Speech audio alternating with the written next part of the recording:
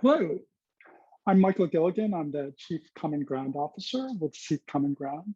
Welcome to our information session on the second round of our ARPA Action Accelerator. Over the next 30 minutes, I'll touch on the opportunity presented to us and the challenge as well that the federal education relief funding pose.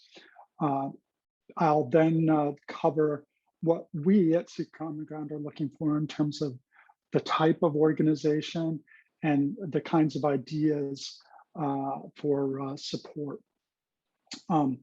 Then I will talk a little bit about how we work and how we hopefully will work together, and give you some ideas about what you need to know in order to express interest in having your idea supported.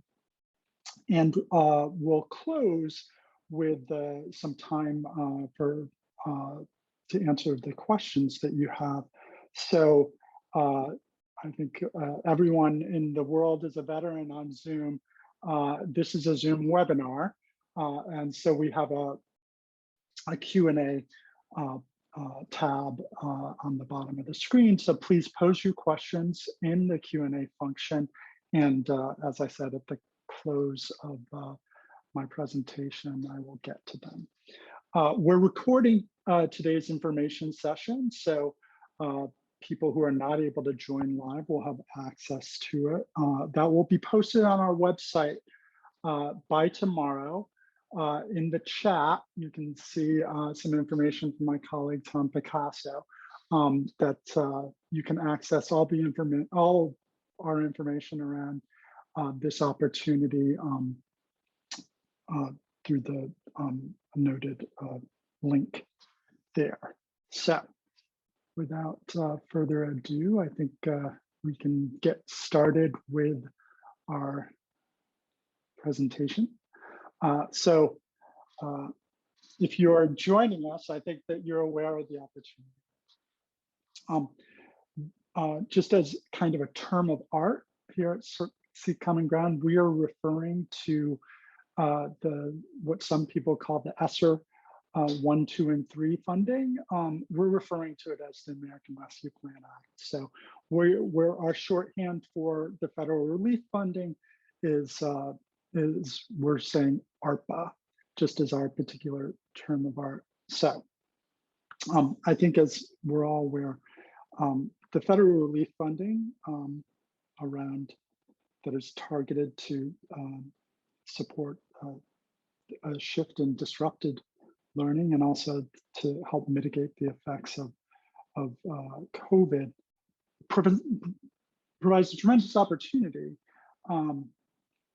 It's a tremendous infusion of funding into school systems across the country. And there's a real opportunity not only to address the specific elements that are posed in the federal relief funding.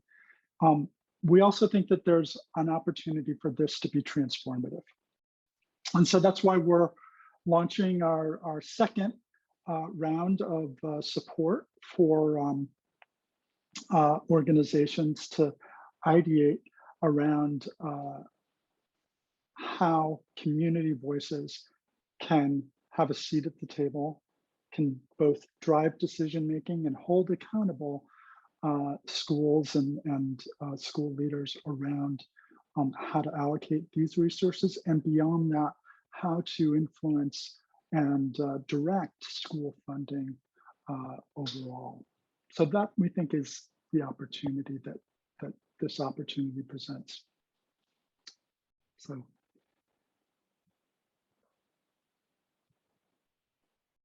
this is what we are looking for in terms of organizations who could potentially participate in this project with us.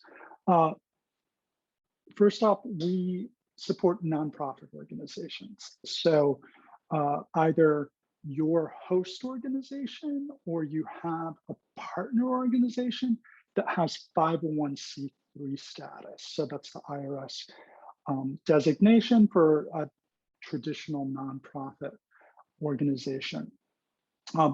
We cannot support C4 organizations. We can't support politically affiliated organizations. So just nonprofit organizations writ large, organizations with 501c3 status. If you don't have it, we ask that you have a partner who has that, because that's how we actually provide funding support, is through the nonprofit agent. So that's one thing. The second thing is that your mission, your goal, your vision is to elevate the voices of these communities, and that you represent your organization represents both these communities and overall direct stakeholders in the education enterprise. Another thing that we're looking for is that this particular body of work focus on a school district. Those of you who are familiar with Seek Common Ground know that we have and continue to operate at the state level, as well as at the community level. We are interested in this particular body of work focusing on a specific school district. So we're going to ask you to notify us what is the target district that you are interested in influencing and centering your work around. In addition to this, we ask that you have the ability, you have the capability and the capacity to direct efforts on this work from October 1st through the end of the year. I'll get into a little bit more nuance around both what that means and sort of the period of the actual project that you propose, but we really need you to have the ability to operate and to conduct this project from October 1st, sorry, through the end of the year. This particular body of work closes at the end of the year. So if you are thinking about continuing forward into the new year, we want to have you express interest in how you can focus efforts between October and the end of the calendar year. And finally, that you have 2 reliable representatives for this work. This is also elucidated in the expression of interest, and this is what we mean. We are interested in having access to the people who are leading this work for your organization. And so generally what we ask for is that there be someone who is engaged in the actual activity of this work, who is available to us and available to the broader learning community, which we support. In addition to that person, that there be someone from your organization or from your coalition who can backstop that person. And we also provide programming over the course of our work together for both people. So it's not an either or, it's a both and. And we really want these 2 reliable representatives to be fully representative of your organization. So if we have an opportunity to engage with one of the reliable representatives, that we know that that person has authority to speak on behalf of the organization. So a little bit about who we are. If you are not familiar with Seek Common Ground, if you have not worked with us in the past, our mission is to help community-facing organizations, groups, coalitions to test ideas, to think about how to approach a particular issue in a different way, or to really lean into some of the kinds of activities and efforts that you've led to address a particular area. In this case, the federal relief funding, and elevating those community voices to ensure that they not only have a seat at the table, they are driving the decision-making around how these relief funds are spent, and then by extension, how school funding determinations are made. We have been in existence for about almost 4 years now. Over the course of that time, we've supported 54 projects with 35 organizations. So we have veterans.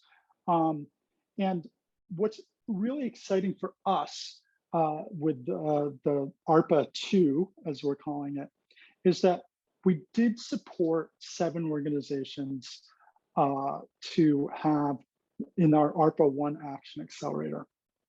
And they spanned the country, and they also spanned, excuse me, both district and state level planning around how to access the federal relief funding. And to a group, to an organization, they have agreed to serve as members of the learning community as advisors for ARPA 2. So there will be a peer network of people who have gone before, who have ideas to share and who can commiserate with your efforts going forward. The ARPA 1 was one of the 6 action accelerators that we've run. I'm going to talk a little bit more about our action accelerator model. And I'll just note that we really do lean into the idea of having a time-bound process, of not having extended activity. What we really want to do is test a good idea. And this is what I mean by that. It may be cliche to say out of the box kind of thinking or paradigmatic shift. I can go on and on that kind of thing. Here's what we seek to do at Seek Common Ground is we want to support you to try something different, or to really lean into what you know how to do best and to accelerate that, to amplify it, if you will. So what we're very interested in this point, and as of September 13th, is that you have the audacity and the courage to think a little differently. How are you going to approach this issue around elevating community voices, around school funding decisions through the vehicle of the federal relief funding? And what's a little bit out of your comfort zone in doing so? That's what we're really interested in working with you on. And we really want to work with you. We are not just a funding organization. We look at ourselves as partners. So with the next slide, I'll talk a little bit more about that. This is our theory of action. Again, I can spout cliches all day long. The particular niche that we seek to fill, or that we try to fill, is the idea that if we can provide a little bit of a spark and with project support, and by extension, work with you on ideating through a liberatory design thinking process, we really want to help you come up with both a great idea. Well, we want you to come up with a great idea. We really want to help you execute that great idea. So the next slide. And the means that we really do that by is by forming a learning community. I talked about the advisors. We actually have a much broader network beyond the advisors. We have access to folks across both the education and civic change spectrum who are available to talk with you.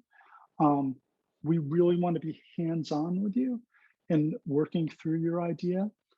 As I talked about the timeline of this work, I'll touch upon that there are elements of ideation and of the development process that we want to help play a part in. So the idea really is to have a band of brothers and sisters together who challenge one another, who support one another, and who together come up with great ideas. Next slide. So here's where the nuts and bolts come into play. We have an expression of interest form or process, which is on our website. And again, I direct you to the chat. And we hope, and frankly, the feedback that we've received from organizations is that it's not onerous. It is, we are not seeking extraneous information. We're also not seeking 20 pages of information. We want just some really clear, concise elements of what you intend to do and who you are. And we don't think that it should take a tremendous amount of time. And we also don't want the perfect to be the enemy of the good. That's why this is such an accelerated process. We just want to have you present your ideas. And they might not be fully formed at this point. That's okay. We're absolutely okay with that. Because next week, we want to talk to you. So one of the elements of the expression of interest is to schedule time for a half-hour discussion around who you are and what you want to do, where we can talk a little bit more about who we are and what we want to do with you. By the end of this month, with these two elements, we'll get to a point where we can notify you of what we can do with you. And we can do one of two things. We can support you through the Action Accelerator, or if we don't see the alignment between your ideas and our ability to assist you, then we'll invite you to our collaboration network.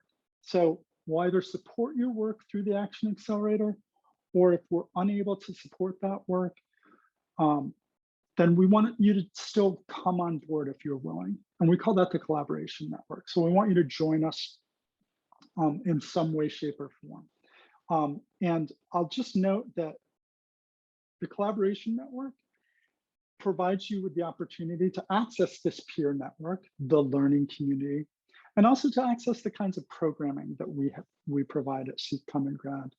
As I noted, we have access to a tremendous range of people. We have talks with them, what we call talks, where they give brief presentations and have Q&A sessions. So it's kind of a mix between a TED Talk, if you have familiarity with that concept, and a panel discussion. So really, we hope to take the best of both worlds on that. If you look at again, at our website, you can see recordings of past talks that we've had. In addition to those talks, we have small group discussions. As members of the collaboration network, as well, of course, in the Action Accelerator, you have access to those peer-to-peer learning sessions as well. And then finally, if either in the Action Accelerator or as part of the collaboration network, we do want to roll up our sleeves and talk with you about your work. So we have consultative sessions where we can determine whether we might be able to be of assistance to you on future project work. So this leads me to the period between the beginning of October and mid-October, is that we want to take your ideas and roll up our sleeves and help you with them. So we don't want a fully cooked project idea. We want you to have the flexibility to adopt it based on what the advisors might be able to share with you, and by extension, the Seek Common Ground team. So we're really looking at your project launching in mid-October and extending only for 2 months. It's a very brief period of time, because from mid-December through the end of the month, We want to help you reflect on what you were able to accomplish and what your vision is going forward. Now the next slide, Claudia, thank you. So in order to get started, we'd like you to express interest. So as I mentioned, it's brief. We have 6 questions. Basically, they're who, what, when, where, why, how. And we are, perhaps this is me, I am very particular that please do not exceed the word count. We want you to have that clarity and that conciseness. So there's a 250 word limit if you write a response. You also can submit a video response, and you can commingle them, or you could just do one. You could just do written responses to each of the questions. You could just do video responses to each of the questions, or you could just try both out. And again, we're here to help you. Ask us questions as you go through the process. Here's some things that we need. We need a letter of support from your organizational leadership. If you are the head of your organization, perhaps you could have your board chair provide that. We just want to make sure that the leadership of your organization knows that this work is going on and authorizes it. I've talked about the IRS termination letter, the 501c3 status, so there's that as well. If you are identified for support, there's some additional forms that we'll talk through. We have a contract process. We do not provide grants. We have contracts. What we are contracting with you for is your knowledge. So we're going to ask you for information through the contract process where you will provide us with your reflections on the work that you are conducting. Your work is your own. We hold no ownership over that work. What we want is your reflections on that work. In addition to the contract, there are just some financial forms, a W-9, which is just what your legal organization information is. And we also cannot cut checks. Our fiscal sponsor, the New Venture Fund, only relays funding via electronic fund transfer. So we'll need your wire information. So next slide. And now we have a few minutes for Q&A. If you want to post your questions in the Q&A function, I'm happy to answer them. Since we are now at this stage of the game, if you have questions that you want to put in the chat, you can field those as well. And we'll just take a minute.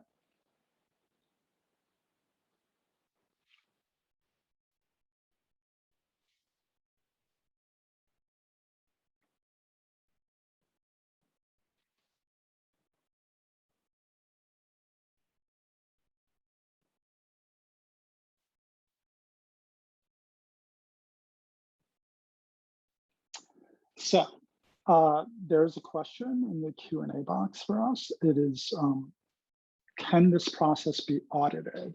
And this is from a veteran. And essentially what this question means, for those of you who haven't worked with us, is could you participate in the stance of just being engaged in the programming and engaged in the Seek Common Ground programming, I'm sorry, and access to the peer network, as opposed to conducting a project. And the response that I have for this is, as part of the collaboration network, so expressing interest opens the door for you to be part of the collaboration network. And so by extension, you have access to the Seek Common Ground programming. And one thing I forgot to mention is that you will ask you to join our Slack workspace. And so all the information that is developed by organizations will be available on the Slack workspace as well, on the channel for ARPA-2. So, I'm going to answer specifically for this person. There's no need for you to express interest in this. All of the information will be available to you because it'll be on our regular communication flow.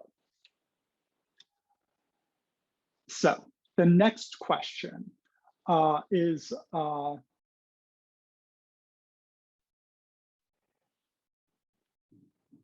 the organization must represent students, families, and/or educators. Does this include convening these stakeholders? It does. Yes. So I guess for clarity, and thank you for pointing this out, it's the issue that we want there to be a mindfulness, a perspective around engaging direct stakeholders and representing voices that are generally not at the seats of power. So yes. Additionally, is it allowable to partner directly with a district to facilitate these discussions? So we cannot support public agencies. If you are a nonprofit organization, if you have that 501c3 status or have access to it, we can support that work. If it is a hand-in-glove partnership with a school district, that's completely allowable. It doesn't have to be externally focused. For example, some of the organizations that we supported in ARPA 1, as we call it, worked hand in glove with school districts, represented stakeholders who have direct stake in school districts, and helped develop the district level plan. That's a great connection for us. And the next question is, did you mention that we can take an existing project and add an untested new element and approach to it? That is absolutely allowable. So if this is ongoing work, and in this case, it likely is, as for those of you who are in the weeds, or not in the weeds, in the detail around how the federal relief funding and community engagement process works, many plans have been submitted, and many folks are saying, well, now we're done. Well, we don't think that. What we think is now is really the time for community groups, for advocates to be at the table to ensure that those plans are being realized with the kinds of ideas that were proposed through the community engagement process. So just to reiterate, an existing body of work, an existing project with a new element, with a continuation element is absolutely allowable.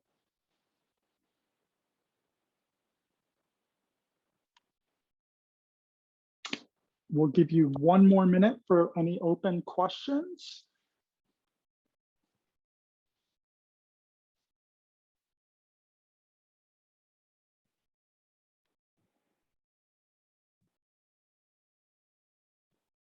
And I will just close by thanking you all for joining us.